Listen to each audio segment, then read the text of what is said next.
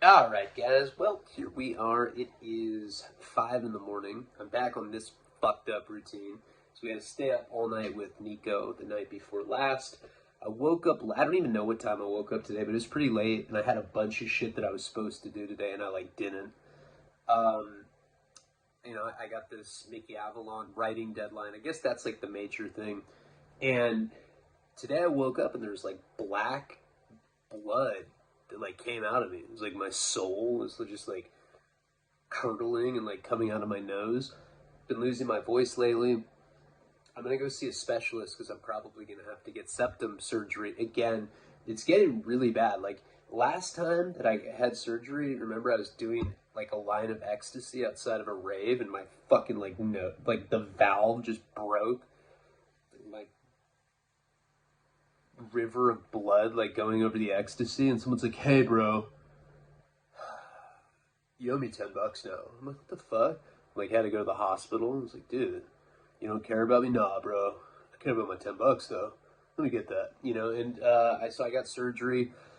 It really hasn't been that bad of a, but see, what I think happened is years of being addicted to Wellbutrin fucked me off because Wellbutrin has that buffer in it that's like it's like snorting clay.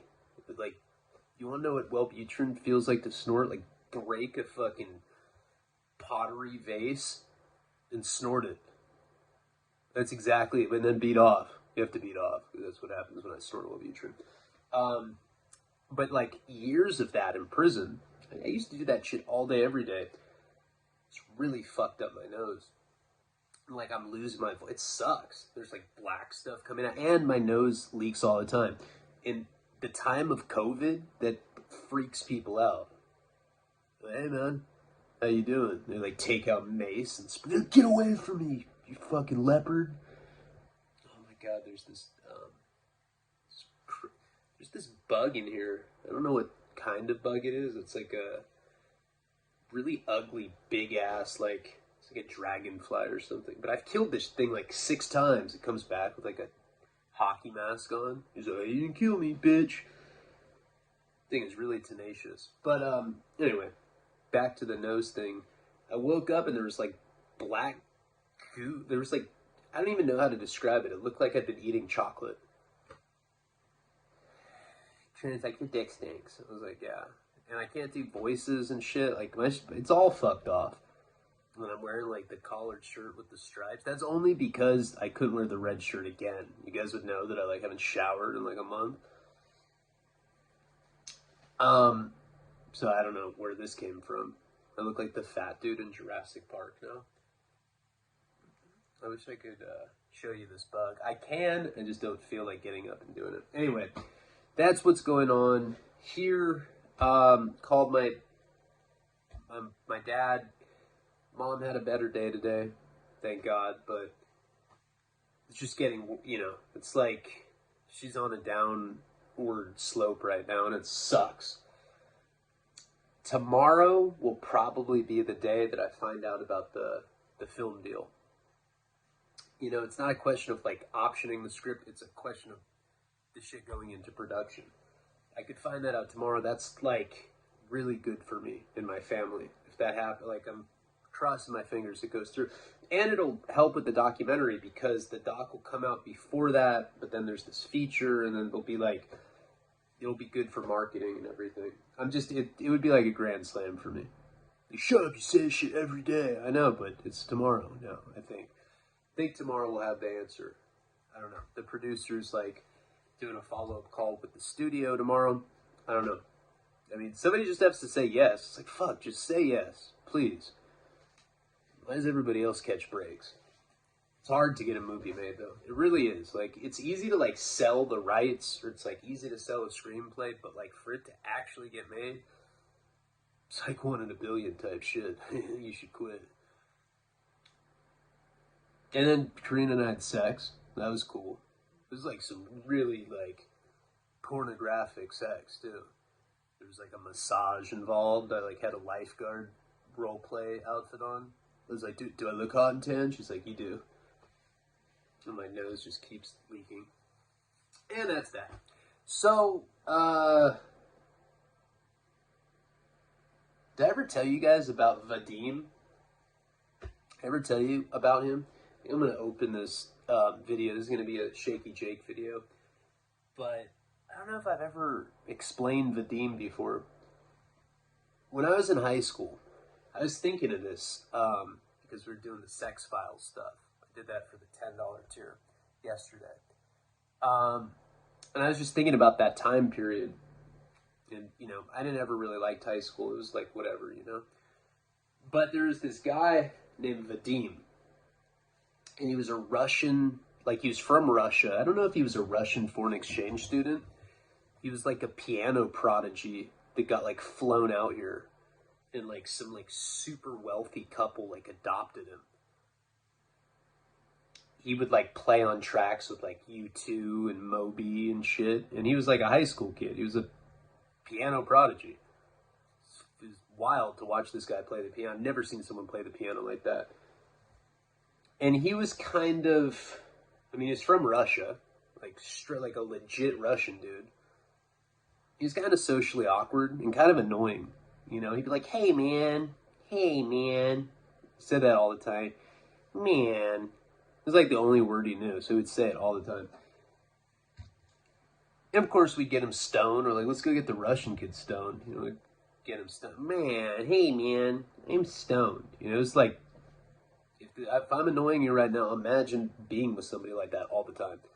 And he was like in our social circle because this motherfucker like had a bunch of money. This like wealthy couple that had like adopted him. I don't know if they adopted him. I think it was like some sort of like creative grant thing, or you know, like I think they got paid to like foster parent him while he was in high school, because this guy could have gone on to be like, I can't even think of like a famous piano player, but he was going to be the next one of those.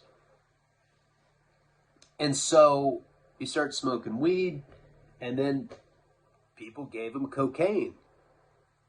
Man, I'm high, man, you know? And he got like really into it. Now the thing is this rich couple that he lived with had a safe at their place. I mean, they had like tens of thousands, of probably more. They probably had like $1 million cash. I never saw it, but like Jeff did, and he told me about it.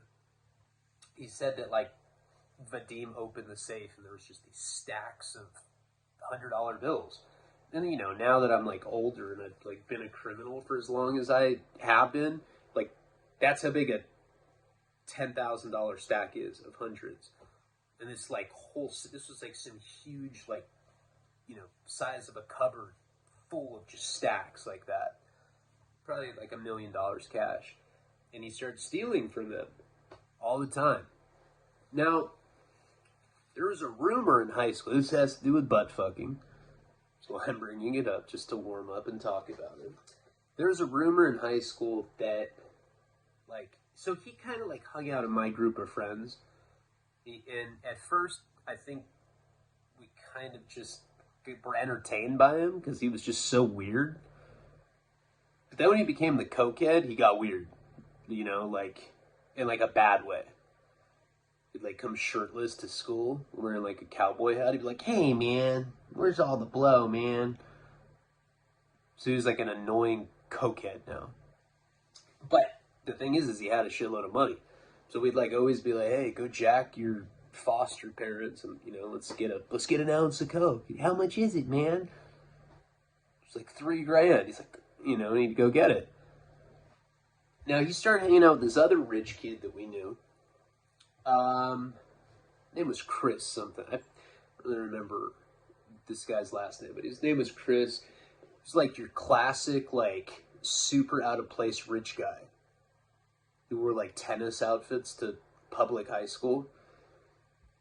And that guy just did not fit in. That guy looked like a date rapist, just like, okay, that guy is definitely a date rapist. He just hasn't been caught yet. And you know what? That guy ended up date raping somebody when we got older, and he went to jail for it. Scumbag. He was like Vadim's best friend. They hung out all the time. Now this guy Chris, kind of the purpose of him in our social circle was that like he had this huge house and he drove like a huge Denali and he just had a bunch of money. So he's like the kind of guy where like, I guess we pretended like we were friends with him and we got like all the perks of that friendship. We'd like go over and smoke blunts and like he'd be like, "Hey guys, want to go horseback riding and smoke blunts, stoned?" And we're like, "Yeah, that sounds cool." And that's what kind of relationship we had with this guy. So, of course, my friends and I were like delinquents and we'd go around jacking people. And we'd just go to different people's parents' houses. Sometimes when we were at school, when we knew nobody was going to be there, get in the car and we just like go around robbing people's houses. We were horrible kids. That turned out fine. But yeah, a lot of those guys that like I do stuff like that with are like accountants now. You know, they're like low key sociopaths, but they like didn't get in as much trouble as me. They're more dangerous than I am, for sure. And one day they go over to this guy Chris's house to steal from him, like I said, and rumor had it that he was butt fucking Vadim.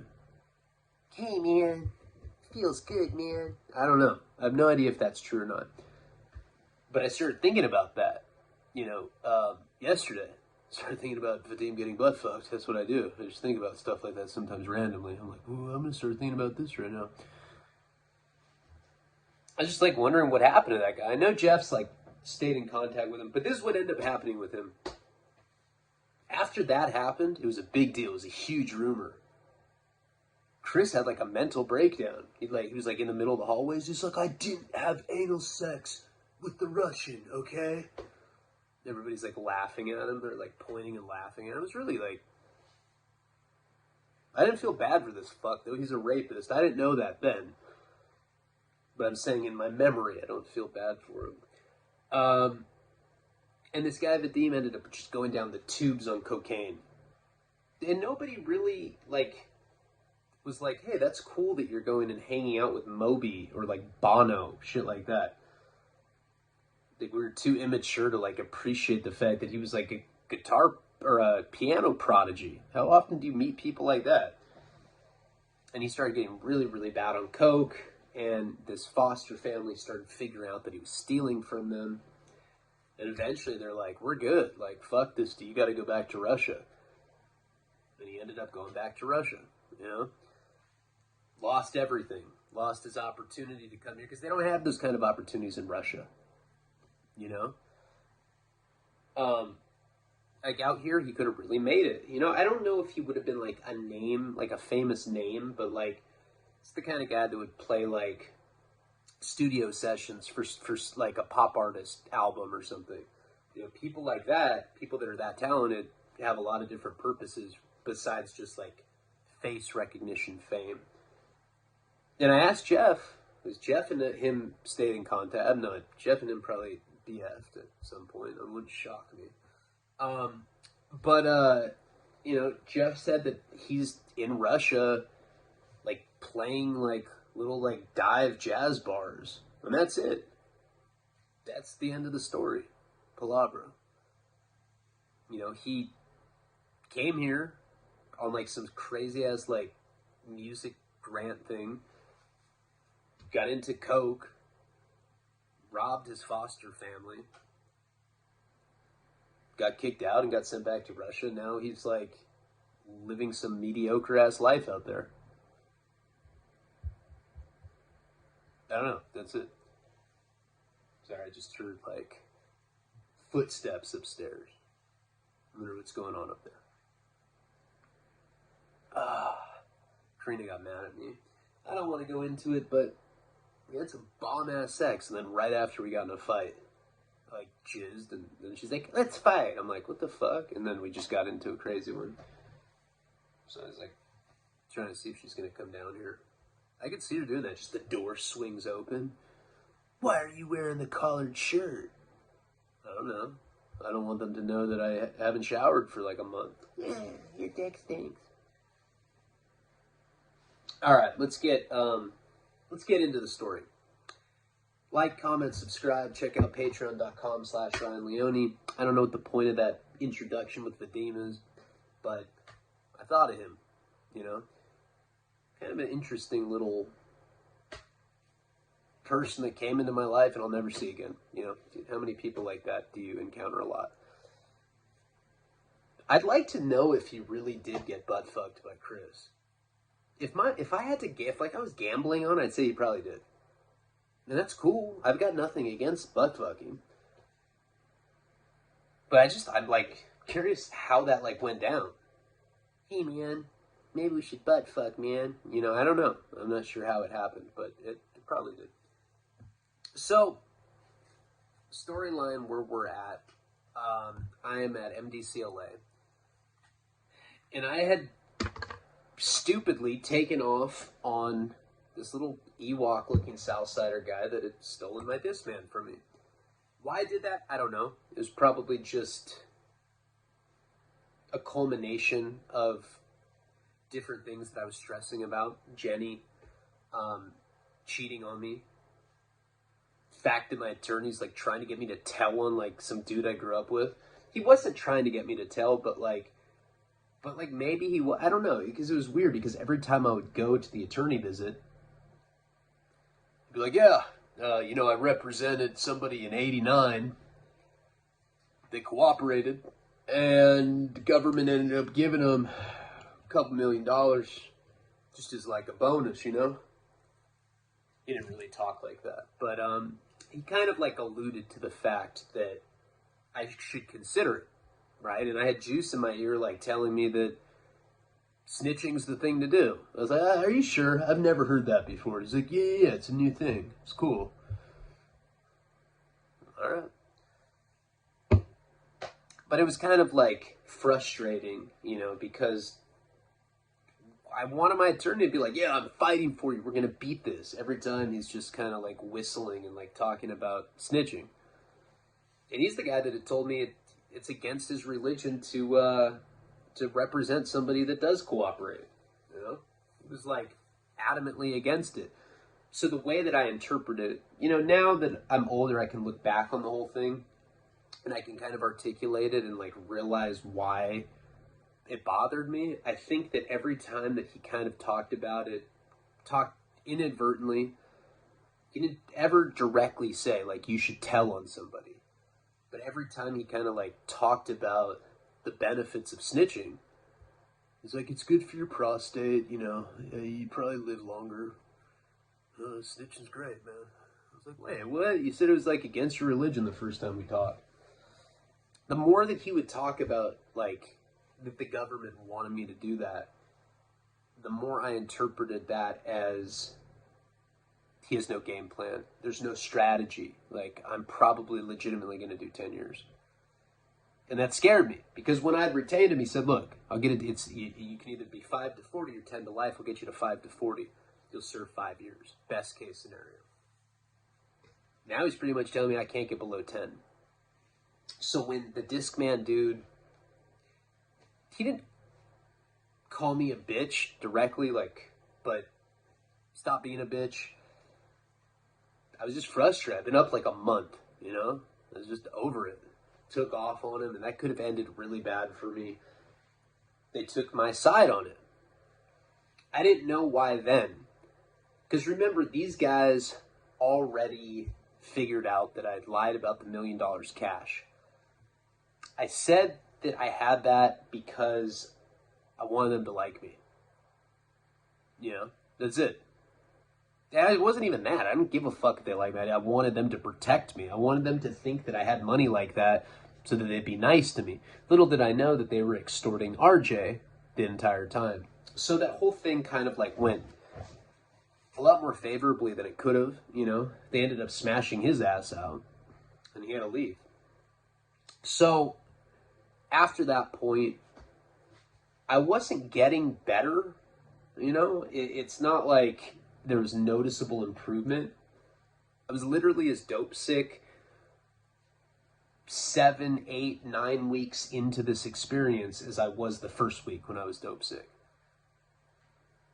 It's funny. It's not funny at all, actually, but when you have chronic pain issues, I've talked about a lot of people that do. Fortunately, I don't have that. Like, I'm such a drug addict without physical pain. I couldn't even imagine my addiction being complicated with some sort of like physical malady, you know, and a lot of people have that. Chronic pain is fucked. You know, people that are always in pain, and there's a lot of people like that. People that have had chronic pain situations have told me that after a while, your mind just kind of accepts the fact that this is it. This is going to be like this forever. Fuck it. And there's this like certain level of acceptance at that point.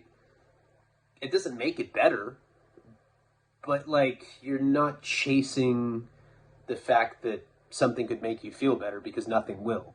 It's kind of like you're just accepting. It's kind of like being in jail when you're dope sick and knowing that you can't get more dope and just like accepting it because of that. And I'd say that probably at this point, 7, 8, 9 weeks into the kick, I think I finally just started accepting this was my reality. You know, this is it. You know, it felt like it was going to be like that forever. You know, nobody told me. That's the really fucked up thing about it is nobody told me how long I was going to be sick. You know, it was so abnormal to be sick for 2 months already. It was about 100 times more severe than heroin withdrawal. And heroin withdrawal lasts for like 7, 8 days. That's it. 7 days, really. You know, you might get some post-acute withdrawal, have trouble sleeping for a month or whatever. But after 7 days, you're done kicking. You know, I'm full-blown diarrhea, vomiting, you know, crawling skin, restless leg syndrome, really depressed. You know, there was like this palpable gloom that was around me at like all times, and I could just like hear Chenny in the distance and be like, hey, my uncle sucked my dick. I'm like, fuck, dude. Like, I hated this place. This place was like hell on earth. But after I came to that point where I kind of accepted it, you know, and I was going into a delirium too. Like, you got to realize that. Like, when I say I wasn't sleeping, you're probably like, oh, it's probably difficult to sleep. But you were sleeping some. I, like, was not sleeping any. There'd be periods where my body would physically collapse. It's kind of like if you've been up on meth for like a week. You get to a point, it's happened to me a million times, where I'll be like showering. I'm like beating off, whatever. And then I'll wake up and I'll just like be passed out on the drain because my body literally collapsed because I've been up for so long. Taking methadone was similar to that. You know, I'd like be like walking somewhere in the unit and I would just wake up on the floor and people would be like, are you all right, dude? You just collapsed. I'm like, oh, yeah. Yeah. No, I'm good. I'm good. Just insomnia, man. Thinking about starting like a underground fight club or something, maybe. If I don't get any sleep. I gotta go. All right. See you later. Weird ass white guy, you know. And that's just the condition that I was in. So it became, everything was shitty, but I just like couldn't sit in the cell anymore. Like I started going mad. So now I just kind of acted as if I was like a chronic pain guy. Like that was what I was doing now. You know, it was like, I just accepted the fact that every inch of my body hurt. So I started spending more time with RJ. Some other white guys came in, but they were like pretty whack, you know? One of them looked like MacGyver. He had like a mullet, but he couldn't do MacGyver shit. I was like, can you make like cool stuff out of nothing? He's like, nope. I'm in here for fraud. Definitely a chomo thing to say, you know? And we learned that too. Like, I'm learning all this stuff. Because as we've talked about a million times, there is no protective custody in the feds. So you got to assume that a lot of guys that you're in there with are chomos. I mean, some of them look like chomos. Some of them look like the grandpa from Family Guy. You're like, what are you in here for? Oh, it's a high-profile case. My attorney said I shouldn't say. Nothing to do with kids, though. You know, they'd say stuff like that. You got, like, really confident chomos in there. Because MDCLA is all custody levels. Maximum security to lowest security people fighting their case. There's a lot of chomos in the feds. It's hard to know who's who. And at that point, there wasn't really any white rep or anything. Southsiders weren't going to check white dudes' paperwork. They can't. It's a different race. So it just became like this Wild West thing where everybody just kind of was allowed to do what they want as far as white people went. These new white guys that came in, none of them were like that memorable. But I remember around this time, it's like some new white guys are coming in. I'm starting to socialize more. RJ would get cigarettes a few times a day. He had so much money that if there were cigarettes on any other floor, there's drugs anywhere, you know, he got all of this stuff, you know, and so I'd start smoking cigarettes with him. Sometimes I'd be in my cell, sometimes I'd be walking around, but he'd always come grab me to smoke cigarettes. You know, it's like kind of like our excuse to like talk without other people, you know, because to smoke a cigarette in that setting, you had to stand up on the toilet and you had to smoke in the vent, you know, so it was like the kind of thing where like the cell door had to be closed, whatever. So these were like the times that I started having private conversations with RJ. Now, I realized early on what he wanted out of me. You got to remember, I was not a published writer at that point. The only thing that I had done was work for Spike TV, and I wanted to be a writer. You know, at that point, I'd already decided that that's what I wanted to do. And we'd have conversations about it. You know, he'd be like, the girl that he dated was Tara Reid. Remember, I couldn't think of it? Tara Reid was her name. You know, the girl from American Pie. He knew that I wanted to be a writer, and he wanted me to write a story about him. You know, if you're a writer, I don't even a published one, but if people find out you're a writer, they always want you to write their story. Hey, man, my story's been super, super interesting. Let me tell you about it now. All right. So I was raised, you know, in Wyoming. I've got 4 brothers, 4 of them. And when we grew up, we used to kill beavers up in the creek. We could probably write like 5 or 6 chapters about that. What do you think? I'll give you 5%. And you're like, yeah, I'm good on that. Everybody always wants you to write their story. So it dawned on me that this is what the guy wanted out of me. That was fine. I like didn't have any friends. He seemed like the only normal guy in there. He was like the most similar to me out of anybody, you know? And one day, you know, we're having these private conversations. He's telling me his story, you know, more about how he has a daughter and that's all he cares about. Spent $1 million on defense. You know, he's got 11 attorneys that are coming to visit him all the time. One day we're smoking a cigarette and he's like, hey, bro, I got to talk to you. I was like, okay. No, you're not going to try anything weird on me, are you? It's like, no, bro, come on. I'm not in the mood for jokes. They're extorting me. I didn't even know what that meant. I was like, okay, what does that mean? Dude, they're making my family give them like a lot of money. I really noticed for the first time how feminine he was. It was kind of freaking me out. I was like smoking the cigarette, I was tripping out on him. Maybe it was the dope sickness, but I was like, I remember tripping on him. He was really acting like a girl. I was like, God, man, toughen up. So he starts telling me like what's going on, right? When he had first got there, he was just like me. And he bragged about how much money he had because he thought that they would protect him if they thought he had a bunch of money. So, remember I said when I first met the guy, he had told me the story about, you know, what he was doing and how he had gotten busted.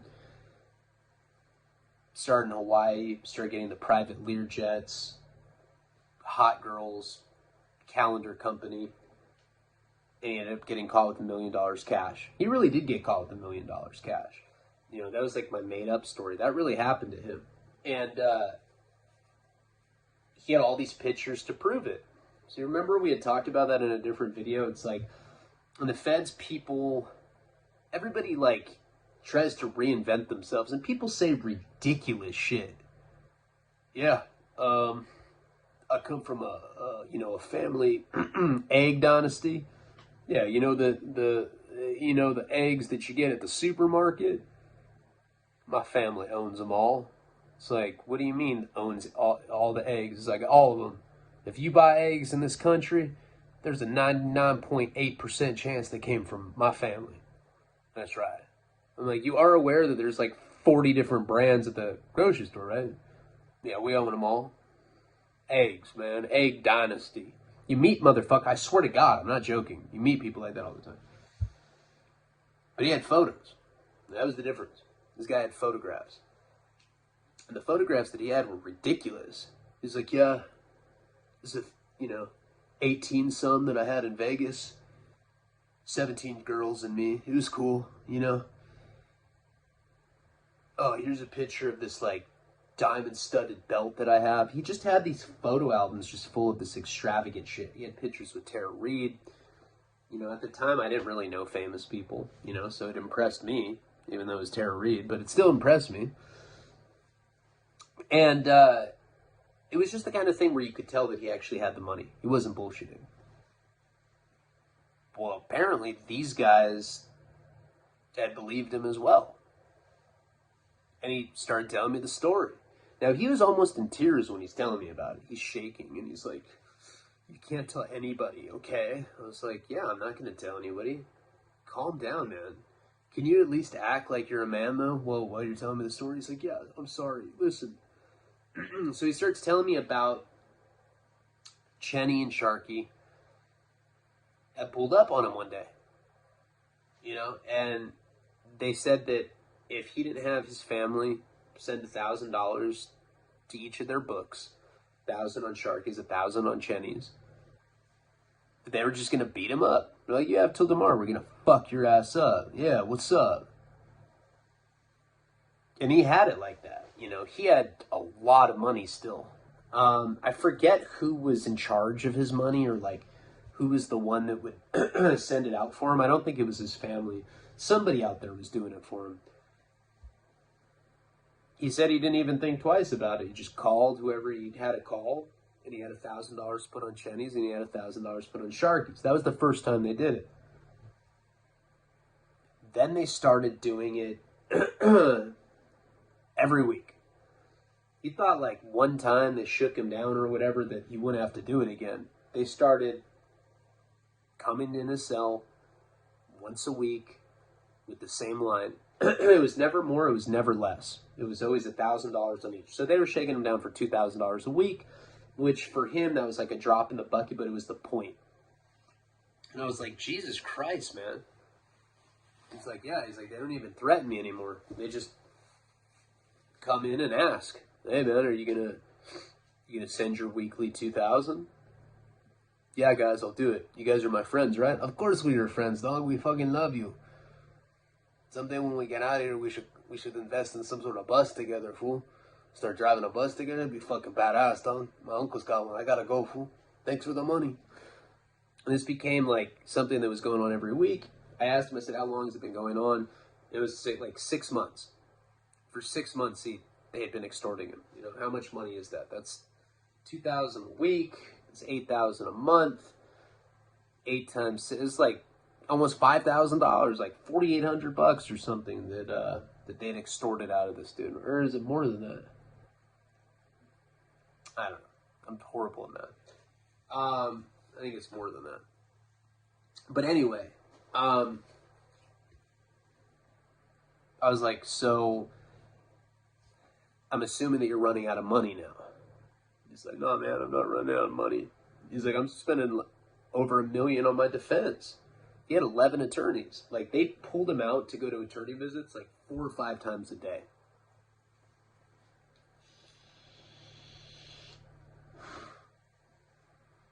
He said that they had come and they had said that they were going to have their big homies. So they pulled up on him again. They went into his cell. And they said that they were going to have his big homies go kill his family if he didn't give them $1 million. Not each, $500,000 apiece. But they were going to collect it, like one person was going to collect it. So he told me that he thought they were bluffing, you know? And he kind of like joked back and said he didn't have that kind of money. They had already taken his address, and they had already sent people to go stake out whoever it was that was sending him money. I don't know who it was because he wouldn't tell me. Like, he just said his family. I don't know if it was his parents. I know that the guy was adopted. I'm not saying that that makes it any less fucked up that somebody's going and threatening, you know, your adopted parents. But he never told me who it was. What he said, though, is that they had figured out where he lived. I was like, or where his family lived, is how he explained it to me. I was like, how would they find out where your family lives? And he said because they had taken the address off one of his letters that he had gotten from home. Somebody was writing it. Maybe it was a girlfriend. I'm not really sure who it was. It might have been his parents. But he said that he told them that he didn't have that kind of money. They told him that they'd already been like staking out his situation. They'd already sent the big homies to his place. And they knew that in fact he did have money like that. Still, he thought that they were bluffing. He's like, all right, let me make a phone call and see what I can do. Pretends to call somebody. This was like probably like the same day or the next day after, I had thought I was going to get smashed out, and they ended up beating up the Ewok when he got smashed out of the unit. This thing had happened like a day after that. So this is like, a week after that whole situation, just to give you like a point of reference of when it was. So he pretended to call his people. That's what he would call it, not his family, his people. I never knew what that meant. And he said that he went to go pretend to call them. And he came back. And he's like, hey, I can probably get the money, but not right away. He's like, all my cash is in Hawaii. I'm going to have runners that are going to go there to get the money. And then once I have it all collected, it might be like a month or two from now. He's like, I got no problem blessing you guys at that point. He was always like trying to spin it to make it look like these were his homies and he was just trying to look out for them. And in actuality, they were extorting him. He was trying to buy time off these people. And what ended up happening is the day that he was basically like in tears breaking down to me, he said that a couple like rough guys had gone to his place, wherever that was, whoever these people were. They had the address though. Sharky and Chenny had stolen the address off an envelope. He figured it out later because when this happened, he went and he looked through like his bin full of all of his letters and stuff, and he noticed that the address had been cut off of it. And it was like flagrant, like they wanted him to know, a lot of people keep like all the envelopes, the letters come in. No, there's a lot of pack rats in jail and prison. I'm the same way. But they had sent some two rough guys, I guess Southsiders, big homies, whatever you want to call them, to his people's place just to send the message that they had people watching his family out there, whoever these people were. So when he was telling me about it, he was all shook up. That had just happened that day. He's like, they're extorting me, man. They want a mill off me. They showed up at my people's place. They scared the fuck out of them. And now he's on the toilet and he's literally crying to me. I was like, I know it's a bad time, dog, but can I borrow $1,000? He's like, dude, yes. I was like, all right, cool. I didn't even need it. I was just like seeing if he'd do it. I didn't believe him, to be honest with you. At that point in my life, of course, a lot of crazy shit had gone on with me, but I think at the time what I thought was that he was a rat, you know? Because I started hearing that from Sharky, and I started hearing that from Jenny because I started spending a lot of time with him. Perhaps they were just jealous that I was, like, kicking it with them so much now, you know? That's another thing. Like, I'm kicking dope, so I'm, like, being over-analytical about or I'm kicking methadone. I'm being over-analytical about everything at this point. But they're kind of like, you know, they're like, hey, dog, hey, let me get at you, fool. So, RJ, he goes to his attorney like 3-4 times a day, dog. I think he's a fucking informant, to be honest with you. What do you think, Chenny? Chenny's like, yeah, I don't know. I'm dyslexic. This is what Ryan said. He's a piece of shit, fool. I fucking don't like Leone. He's fucking mean. He's a condescension fuck. Like, condescending. He's like, see? You always gotta correct me, dog. That's fucking disrespectful, low-key, to be completely honest, kinda, yeah. So they're kind of like in my ear that he's a rat. It was weird. Nobody was going to see their attorney 3 or 4 times a day. What could you possibly talk about with your attorney at that point?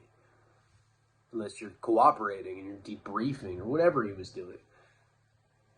So when he's crying to me, them telling me that they thought he could be a rat didn't make me hang out with him any less. He was giving me free cigarettes all the time. I was down. And he was like the only guy that was like partially like me. The closest person to me that was there. He seemed like a normal guy.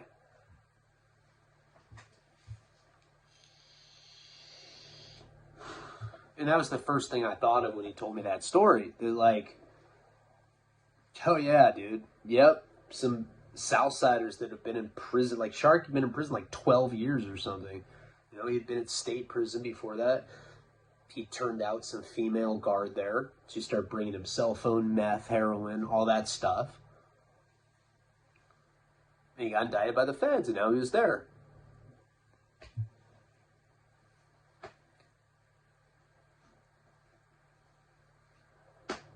And then Chenny, he'd been down for like 3 years as well. Like, they could just make a phone call and make people go show up at this guy's family or friend's house, whoever it was, girlfriend, I don't know who it was. I didn't believe it. That was foolish of me. But I was new to the feds. I wasn't used to being around like a high caliber of Southsider. You know, the Southsiders that I were used to were like the fucking straight defectives. You know, the Ewok looking ones. Like, my baby mama's fucking funny, fool. She got a vagina. She got the vagina, fool. You know, it's like these like silly ass goofy kids. Those guys couldn't call somebody and have somebody show up at a house while they're locked up like that. So I thought he was full of shit. He was petrified, though. I mean, he was crying, and like, again, what I thought is that his reaction was that he was like getting put out there or something. That they like actually did, in fact, figure out that he was a rat. I was just pondering this while I was smoking the cigarette that he gave me. I was like, yeah, dude, I'm your friend. Yeah, let me get another drag. All right, cool. So I ended up going back to my cell after all that. Later that night, you know, we lock up, whatever. And Chenny's like, hey, fool, what were you and RJ talking about when you were in the cell with them today, smoking a cigarette? Remember, I was hanging out with RJ all the time at this point, you know. It was like I was trying to get out of the cell more. He was always inviting me to go smoke cigarettes, but that's when we had, like, private conversations. Now, I knew, because Chenny had, like, told me other stories that they had, like, eavesdrop. You could, like, listen to other people's conversations through vents, you know. So I didn't want to tell on my friend to Chenny, but I also didn't want to lie to Chenny. You know, so I tried to be like as neutral as possible. And I was like, I don't know, man. I just used the motherfucker to smoke cigarettes, to be honest with you. It's not my real friend. You know, he's always venting to me. I don't know. He's scared of you and Sharky, scared of people. I don't know. I don't listen to him. He's like, he didn't tell you anything about us like trying to fucking juice his ass for money? I was like, no, man. I don't even know what you're talking. Are you doing that? That's hilarious. Fuck that guy. No, yeah, I don't know. I didn't hear him say anything like that, but it's possible that I got ADD. Sometimes shit just goes in one ear and out the other. It's all right then, dog. I'm just making sure, fool, because we got something going on with him. You know, we're gonna be straight, but he has to come through with his end of the bargain. He's trying to act like he doesn't have nothing. So now he's kind of like talking to me about it. That's how I knew that it was real. I knew that all that stuff, that they'd actually sent people to this guy's house. It scared me. You know, it scared me to think that my parents, could be in harm's way if I ever pissed off the wrong Southsiders. Not all Southsiders are like that, by the way. It's like Sharky and Chenny were definitely of like a higher caliber of Southsider. They weren't like little kids. They weren't like Mexican mafia, but they weren't that far away from that. They were OGs. They probably are by this point. Who knows? Are you gonna get killed just for talking about this? So that night we locked down. Jenny and I had that conversation, and middle of the night, it's probably like 3 or 4 in the morning.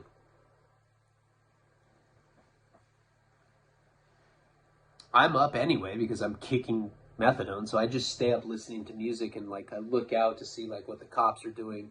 Once an hour in every prison, doesn't matter where you are, state, federal, county jail, once an hour after the lights go down, the cops will walk rounds with a flashlight. So you'll just see like a puddle of light come into the cell. I'll always be like beating off. I'd like stop mid-stroke. Just look all ridiculous. Some perverted like jerk-off monster in there. And so I was up and I saw, I heard some commotion. Everybody's locked down at this point. They're not going to open the doors until like 6 a.m. It's probably like 3 or 4 in the morning. And I hear people being like, all right, be good, dog. Love and respect, fool. All right. I'm hearing some, like, inmates shouting.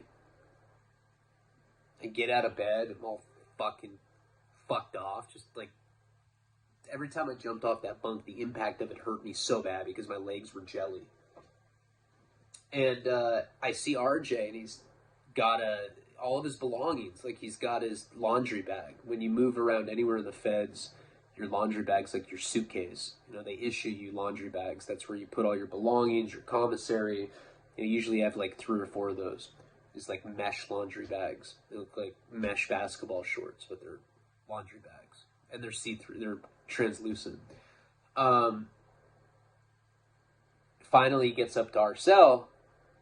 And he's like, hey, man, they're moving me to San Bernardino County Jail, bro. I don't know, man. They're just moving me. I gotta go. Hey, let's write that book someday. All right, bro.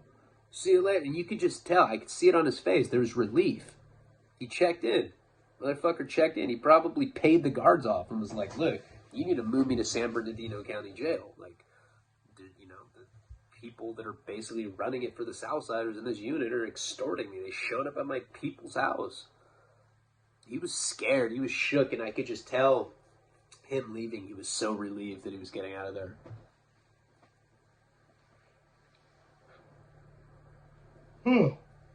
Sorry, I'm tired. All right, we got like 10 more minutes left. Around that time, 2 white guys come in that are actually memorable. One of them's name was Mike Bear. Funny ass dude. He's a guy that would turn into my cellie pretty quickly after he got there. And there was this other guy named Tommy. Right? Tommy was a skinhead that was doing a life sentence. Because what he had done, and this guy was like the most legit skinhead I'd ever met at that point. I met skinheads in like Santa Barbara that were like fake, They wore like Tommy Hilfiger, like jogging shorts and shit. Like, yeah, fucking white power, dog. Yeah. No, I'm gonna go golfing today. Yeah. Not gonna see any blacks there. Yeah, fuck yeah. You see my girlfriend, dog? She's fucking fine, huh? She's like she's in her 70s, bro. How old is she? 23? 23 years old, man. Smokes a lot of cigarettes, though. Her face is leathery as fuck, dog. Fire. She's fine. Those are like the kind of skinheads I was used to running into in Santa Barbara. Bootleg ones. This guy Tommy was like the real deal. He had like a portrait of Hitler like in the middle of his throat. I mean, really a good guy. Yeah, I did like Tommy though, to be honest.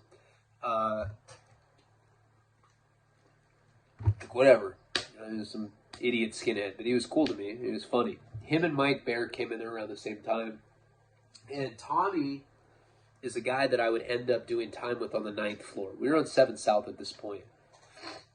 Right away, I talked to him. You know, they just got there, and we all go to, like, the day room, and we're talking in there.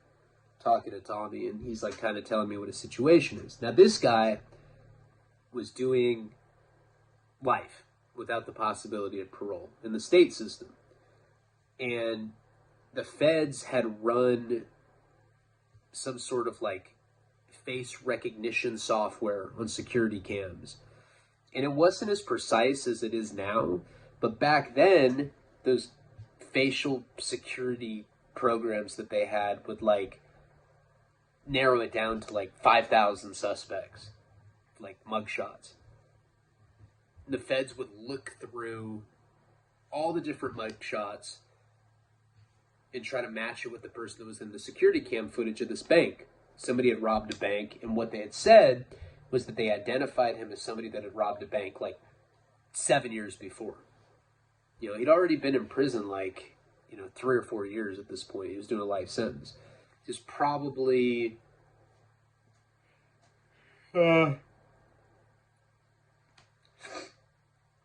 he's probably like 28, 29 years old doing life.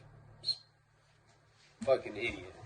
And what he was doing, I don't know if I ever talked about him in the original, my 5 years in federal prison, but he's a really interesting person.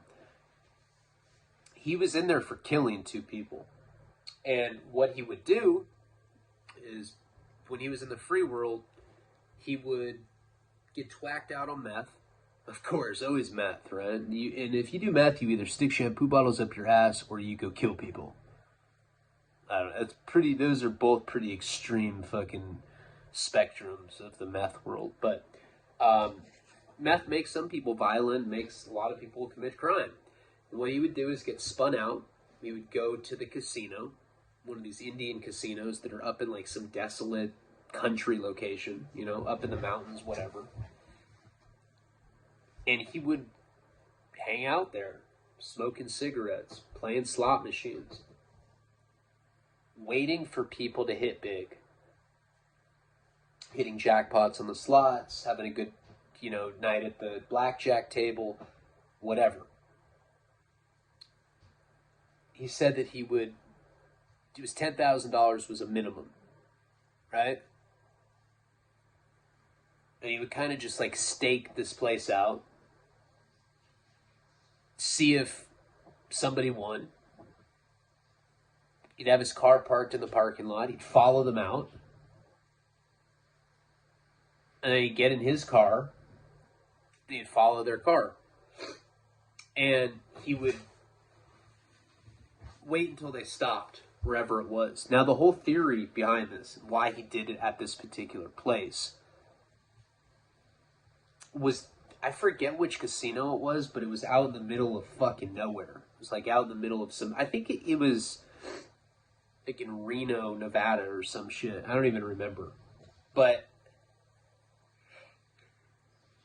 he knew that if he followed people for long enough, they'd have to stop. They'd have to stop to get gas or whatever. And what he would do is rob these people. Once they had to like make a stop, whatever it was, they went to a rest stop, went to a gas station, whatever it was, he would rob them. And he said he used to make a shitload of money that way. You know, he wouldn't go to the same casino all the time. He had different casinos that he would do this at. Of course, if you are doing shit like that at the same casino over and over again, you're going to get caught. I'm losing it, guys. Tired, Rono. Cannot wait to pass out. That black shit just spew out of my nose.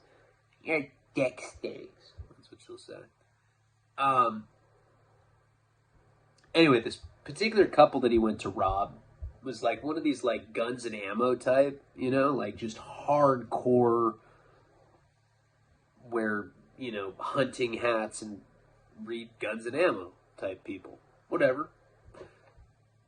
They were super strapped. And he had like a revolver, you know. These people had like 20 guns on him. He didn't know that. Tries to rob them, and the husband pulls out a gun, shoots him in the shoulder. After he got shot in the shoulder, he shot and killed both these people, the wife and the husband. Took their money, got away with like maybe like 15 grand, I think is what he got. And he left, and that's what he ended up getting caught for. Double murder, double homicide. And I guess, you know, he'd been in state prison for a few years, and then the feds had found him on like that face recognition software. Now, he's an important figure for the stories that are coming up. But I am exhausted, so I am going to cut the video short now. Pretty much an hour video. It's like 57 minutes. Tomorrow, I'm going to try to get some sleep. Try to do video earlier tomorrow so that I don't have to like wait till the last minute. Put it off, and then I'm like tired like this because it's not as easy for me to do when I'm tired. And that's pretty much it. I do appreciate you guys, and hopefully like the Sex Files series that I've been doing as well. Did one of them for all tiers. That was by mistake, but now everybody can see what that series looks like, because I think that series is definitely like the best series I have out right now. All right, guys, I'm tired. Yeah, this series is good. That's what I sound like. All right, palabra.